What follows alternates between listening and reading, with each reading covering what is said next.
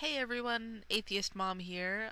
I'm on to the second part of my Women of the Bible and What We Can Really Learn series. So here we go with Hagar the Stranger Welcomed by God. Alright, this is from Genesis 16, 1 through 16 and 21, 1 through 21. After God promised he would make of Abram a great nation, Sarai, past childbearing age, suggested he impregnate her maid, Hagar. Be careful what you ask for. Once Hagar was pregnant, Sarai regretted her scheme and heaped so much abuse on Hagar that the weary woman fled.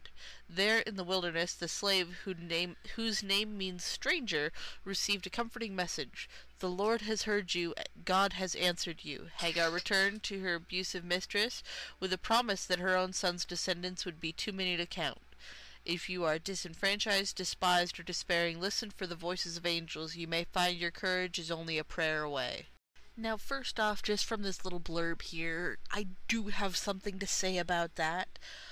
This woman was being mistreated, beaten, and I'm assuming emotionally abused.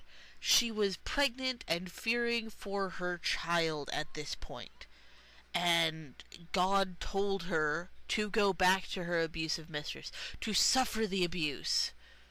Because, it makes her a strong woman that she puts up with abuse and, doesn't try and protect her child or anything like that. That makes her a strong woman just because she has the promise that her children will have many, many children. That's just brilliant.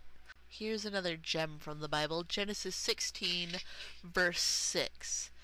Your slave is in your hands, Abraham said. Do with her whatever you think is best. Then Sarai mistreated Hagar, so she fled from her.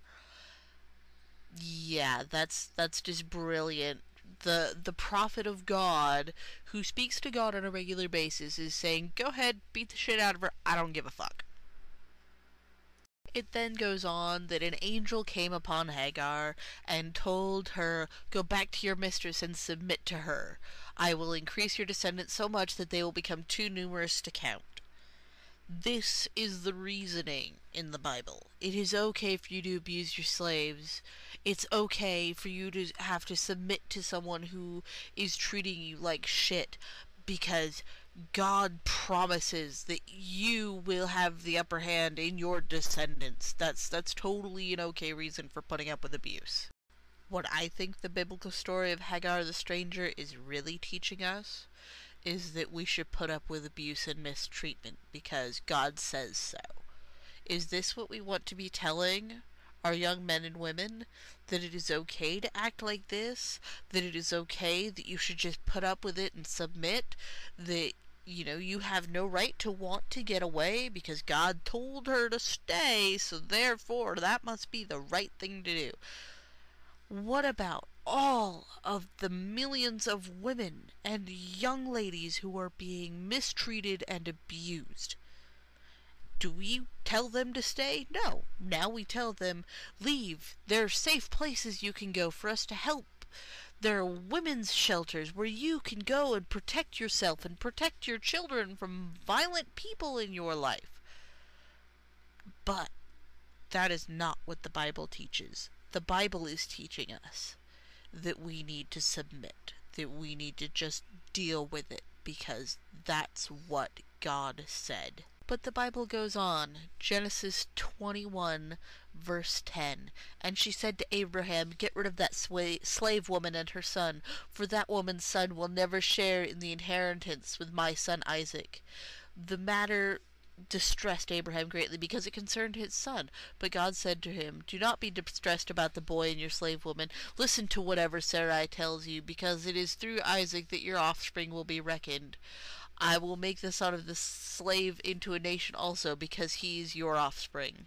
Then, verse 14, early the next morning Abraham took some food and a skin of water and gave them to Hagar. He sent them on her shoulders and sent her off with the boy. She went on her way and wandered into the desert of Beersheba. When the water in the skin was gone, she put the boy under one of the bushes. Then she went off and sat down about a bowshot away, for she thought, I cannot watch the boy die. And as she sat there, she began to sob. God heard the boy crying, and the angel of God called to Hagar from heaven and said unto her, "What is the matter, Hagar? Do not be afraid. God has heard the boy crying as he lies there. Lift the boy up and take him by the hand, for I will make him into a great nation." So, what the Bible goes on to say is that it is okay for the abuser of this woman, when he is done with her, because now his wife has had a child and he no longer needs her, that he can just send her away because she is no longer useful to him. Really? Is this how we treat women? Is this what we should be learning about women? Is this what we should be teaching men?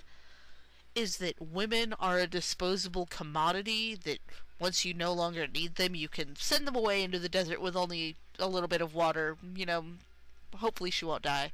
That's totally okay because God told me to.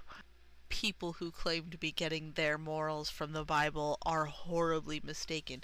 Anyone who actually follows the Bible is okay with beating their wife and children, having slaves, beating those slaves, killing people for doing things on the Lord's sacred day, and raping women and then paying their fathers so that they can keep them forever.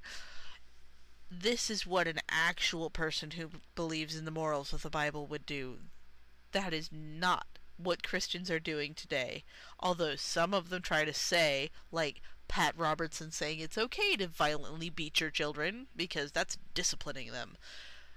This is an absolutely disgusting and sickening book for morals. Well, once again, it's another rather short story, so there's not a whole lot to go off. So, next week will be Rahab the harlot with a heart of gold.